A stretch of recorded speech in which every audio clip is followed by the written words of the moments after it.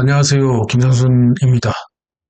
차이나 재해뉴스 399번째는 중국 대지진 원화, 점점 더 빈번해지는 대지진 전조 증상, 1월 중 서부 5지역 지진만 최소 100여 차례 공포의 나날을 보내는 현지 주민들 편입니다. 작년에는 큰 지진 발생이 없이 무난히 지나간 한 해였는데요. 그러나 올해 2025년은 시작부터 조짐이 이상합니다. 1월에 발생한 지진 중에서 비교적 큰 5군데의 지진을 소개합니다. 첫 번째, 영하 회족자치구 은천시 지진입니다. 2025년 1월 2일 오전 10시 1분경 영하 회족자치구 은천시 영령현 북위 38.4도, 동경 106.22도, 106.22도 지역에서 진도 4.8 규모의 지진이 지하 10km 지역에서 발생했습니다. 그런데 오후 4시 43분경 영하 회족자치구 은천시 금풍구 북위 38.41도, 동경 106.26도 지역에서 두 번째로 4.6 규모의 지진이 지하 10km 지역에서 발생했습니다. 그런데 전조 증상이 있었습니다. 2024년 12월 24일 오후 8시 56분경 영하 회족자치구 영천시 영령현 북위 38.4도, 동경 106.23도 지역에서는 이미 3.0 규모의 지진이 지하 14km 깊이에서 발생했고 2시간 뒤인 오후 10시 43분경 영하 회족자치구 은천시 금풍구 북위 38.42도, 동경 106.24도 지역에서 3.6 규모의 지진이 지하 12km 지점에서 발생했습니다. 2024년 12월 24일과 25년 1월 2일 각각 두 차례 발생한 지역은 공교롭게도 같은 순서대로 같은 지역에서 발생했습니다. 지진의 진원지는 14km에서 12km, 다시 지하 10km로 점점 지표가 가까워지고 있었고 지진의 규모는 3.0에서 3.6으로 다시 4.8과 4.6으로 점차 커지고 있습니다. 영하 회족자치구 은천시 영령현과 금풍 구간의 거리는 그리 멀지 않은 2.4km 정도 됩니다. 그런데 여기서 끝이 아닙니다. 올해 처음 지진이 발생한 2일 연속 2회 발생한 지진은 3일까지 여진이 계속되면서 이틀간 최대 4.8 규모를 포함하여 무려 11차례의 지진이 발생했다고 당국이 발표했습니다. 과연 그럴까요? 이 지역 사람들은 대지진의 전조 증상이 시작된 거라며 대지진이 발생하기 이전에 전조 증상으로 3 내지 4급의 지진들이 연이어 발생하게 되고 이후 힘을 비축한 지각이 서로 충돌하면서 상상할 수 없는 7 내지 8급 규모의 대형 지진으로 변모한다는 것입니다. 은천시의 대형 지진은 1739년에 있었는데 당시 8급 이상의 대형 지진으로 엄청난 피해가 발생했다고 합니다. 영하 회족자치구 은천시와 주변 도시의 주민들은 지진의 공포에 사로잡히면서 비상식량으로 최소 70시간 이상의 생필품과 손전등, 음료수, 의약품, 라디오 등과 같은 비상재해 대비 품목들을 준비하고 있으며 당국은 지진이 발생했을 경우에 대피요령 등을 주민들에게 알리고 있습니다. 영하 회족자치구 은천시 영령현과 금풍구 지역에는 2일과 3일에 11번 11회 지진 이외에도 5일 1.71회, 10일 1.6에서 1.8 규모 3회, 12일 2.5와 3.0 2회, 16일 2.3 규모 1회, 18일 2.7과 3.2 규모 2회, 19일 3.2 규모 1회, 27일 1.6 규모 1회, 29일 1.5 규모 1회 등 5일부터 29일까지 어제까지 무려 12회의 여진이 계속되고 있습니다. 1월 2일부터 29일까지 23회의 지진이 계속해서 발생하고 있는 것입니다. 처음 시작한 2024년 12월 24일부터 2025년 1월 29일 어제까지 36일간 무려 당국 발표에 의하면 25번의 지진이 발생한 것인데 문제는 지금도 계속해서 진행 중이라는 거죠. 중공 당국은 지금까지 인명피해는 물론 없다고 발표했고 상세한 피해 현황도 밝히지 않고 있습니다. 우리는 단지 영상으로 피해 현황을 추측할 수밖에 없습니다. 중국 인민들조차 이런 말을 하죠. 일반 인민들은 피해자에 속하지 않고 중공에서는 당원만 사람이다. 따라서 인명피해가 없다는 것은 당원은 피해가 없다는 뜻이다. 이렇게 인민들은 중공의 발표를 비난하면서 자주 섞인 한숨을 내뱉고 있습니다. 또한 현지 인민들은 지진의 횟수도 당국이 축소하고 있다고 비난합니다. 당국은 1월 2일 하루에 2차례 지진이 있었고 3일까지 이틀 동안 11회 지진이 있었다고 발표했지만 현지 주민들은 최소 56회의 본진과 여진이 24시간 이내에 발생했다고 합니다. 그렇다면 1월 5일부터 29일까지 12회를 추가하면 1월 2일부터 29일까지 무려 최소 78회나 본진과 여진이 계속해서 영하 괴족자치구 은천시에서 발생했다는 겁니다. 지진의 공포 당해보지 않은 사람들은 상상할 수 없으실 겁니다. 저는 대만에서 4년 7개월 어학연수와 대만대 사회학 석사 유학을 하면서 당해봐서 그 공포를 잘 알고 있습니다. 두 번째, 서장 티벳 자치구 일객 즉시 정일현 지진 현황입니다.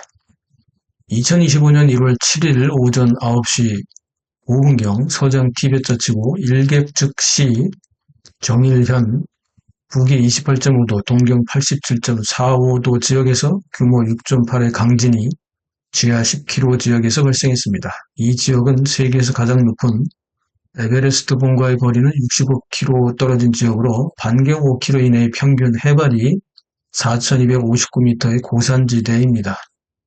이번 6.8 규모의 지진 역시 여진을 몰고 왔는데 4.0 이상 4회, 3.0 이상 9회 등 3.0 이상 여진이 모두 13차례나 있었고 여진 중에서 가장 큰 것은 오전 10시 14분 서장자치구 나곡시 쌍호현에서 발생했던 4.6 규모로 지하 10km에서 발생했습니다. 이번 6.8 규모의 지진은 히로시마에 떨어졌던 원자탄 25개의 폭발과 비슷할 정도로 강력했는데요.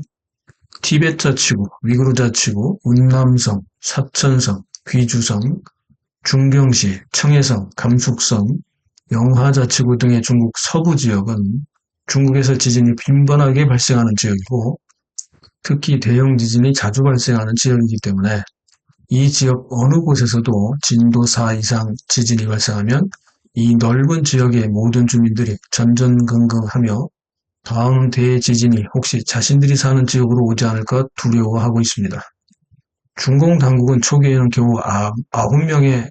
9명 정도의 사망자가 발생했다고 축소 보도로 일관했지만 현지 주민들이 SNS에 올리는 피해 사실이 신속하고 넓게 인터넷에 퍼지면서 결국 7일 저녁 7시경 정일현에서 발생한 인명피해는 사망 126명, 부상 188명, 중상 28명이 병원으로 옮겨져서 치료를 받고 있고 약 3,600가구의 가옥이 파손되었다고 1차 발표를 했습니다.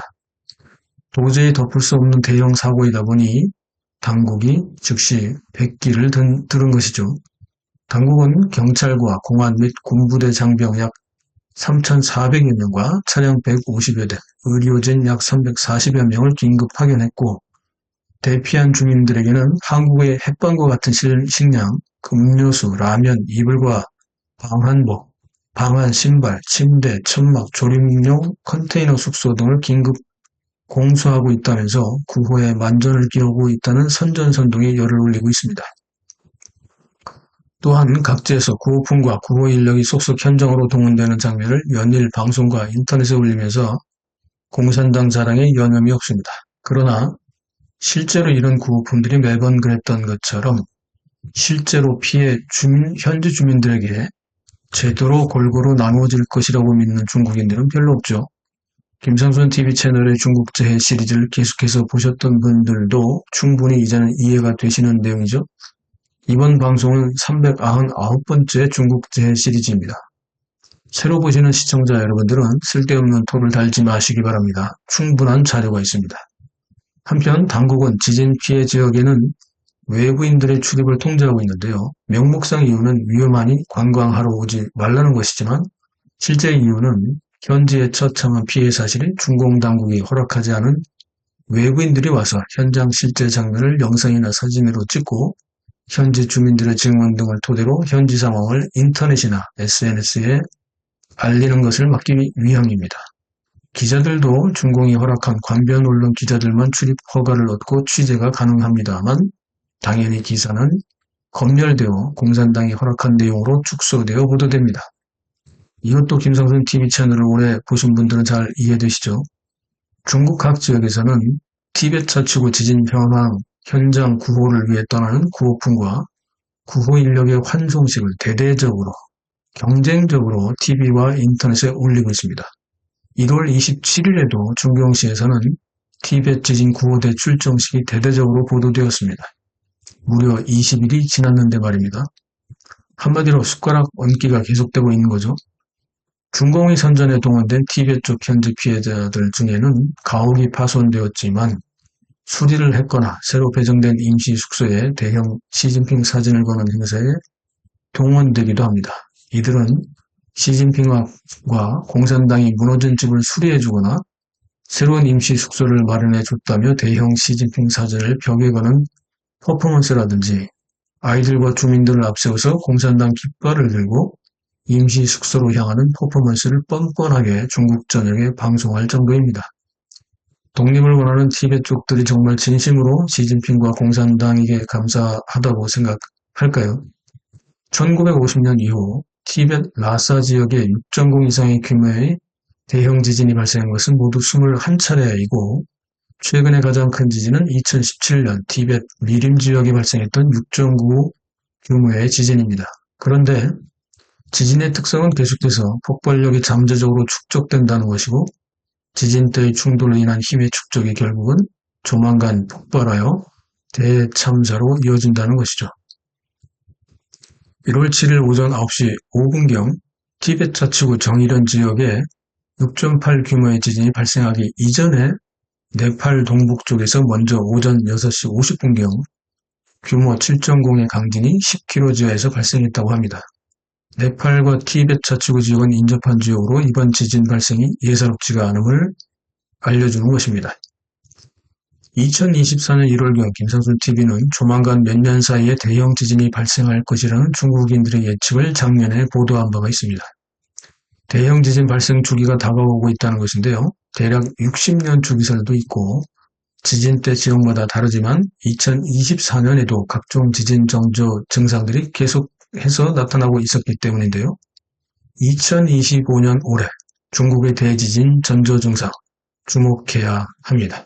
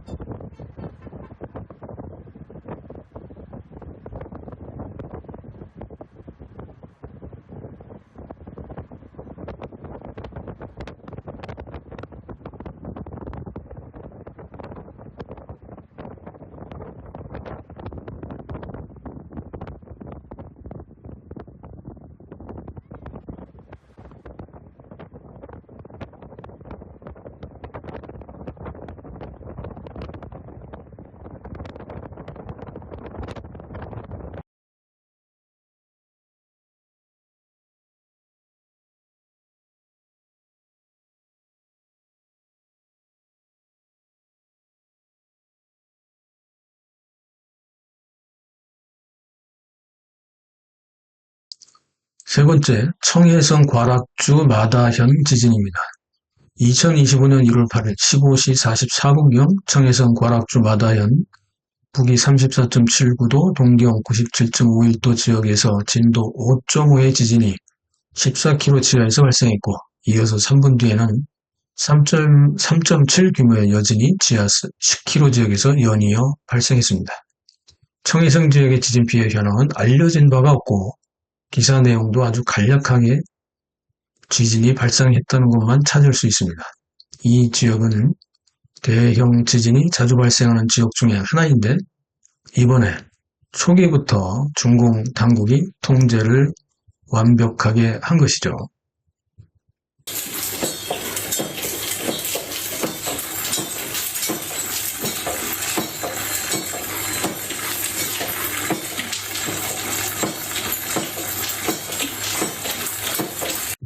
네 번째, 산서성 인분시 지진입니다.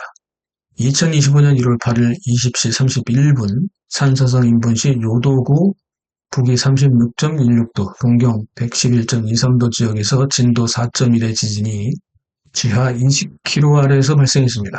이 지역 반경 5km 이내에 평균 해발은 1294m로 산서성도 고산 지역이 많습니다. 이번 지역이 발생한 곳의 반경 200km 이내에서 지난 5년간 발생한 3.0 규모 이상의 지진은 모두 9차례입니다. 또한 1월 10일 20시 31분에 산서성 인분시 요도구에서는 4.1 규모의 지진이 다시 발생했습니다. 그러나 산서성 당국은 이번 두 차례의 지진 모두 인명피해와 재산피해는 없다고 발표했습니다. 청해성처럼 발표를 안 해도 못 믿겠고 산서성처럼 인명피해가 없다고 해도 못 믿는 현실, 참 아이러니합니다. 다섯 번째, 안위성 합비시 지진입니다. 2025년 1월 16일 18시 52분경 안위성 합비시 비동현 북위 31.97도, 동경 117.6도 지역에서 진도 3.7 규모의 지진이 지하 12km에서 발생했습니다. 당국은 비상응급대응반, 공안, 소방, 위생, 군부대 등을 긴급 소집하여 지진 발생 현장에 급파하고 도로, 교량, 발전소와 변전소, 철로 등지에 안전점검을 했으며 인명피해와 재산피해는 없다고 발표했습니다. 3.7 규모이니 큰 피해는 없었을 텐데 아주 신속하게 없다고 발표했습니다. 사행아재 핵뉴스 시청해 주셔서 감사합니다. 중국인들은 중공당국의 인명피해나 재산피해를 발표하면 최소 3배 이상 혹은 대형 사고일 경우에는 뒤에 공을 하나 더 붙여야 한다고들 말합니다. 특히 지난 우한 폐렴 사망자 발표 시에는 공을 하나가 아니라 2개나 더 붙여야 현실성이 있다고 말할 정도였죠. 이런 내용도 2022년부터 2022년 우한 폐렴 코로나 방송을 150여 회 하면서 이미 말씀드렸죠. 상당 부분이 삭제당하거나 삭제할 수밖에 없었는데요. 이 당시 노딱 경고, 업로드 중단, 광고 수입 배제 등의 탄압을 받아가면서 말씀드렸습니다. 현재 대한민국은 종북종중 체제공개 자범 집단에 의해 국정과 헌정이 농락당하고 있습니다. 이재명의 사법 리스크 해소와 대통령 만들기로 시작된 더불당의 입법 독재는 지난 2년 8개월 동안 끊임없이 강화되면서 현직 대통령 탄핵 정국과 구금 사태를 맞이하고도 아직도 반성 없이 대권 쟁탈에 열을 올리고 있습니다. 입법 독재로 사법부를 장악하고 행정부를 농락하는 이것이 바로 입법 대란, 탄핵 내란, 헌정 유린, 야당 내란이 아니겠습니까? 중공이 인민을 위해 봉사한다며 실제로는 전과정 인민민주주의를 자랑하지만 인민의 본 뜻은 주권을 공산당에 태어나면서부터 헌납당한 공산당의 표현으로는 권리를 위촉한 인민민주 집중제에 있습니다. 인민민주주의의 본질은 인민에게는 투표 권리가 없고 공산당에게 이미 태생부터 위촉되어 있다는 것입니다. 더불당이 북한의 노동당이나 중국의 공산당과 같은 길을 가려고 합니다.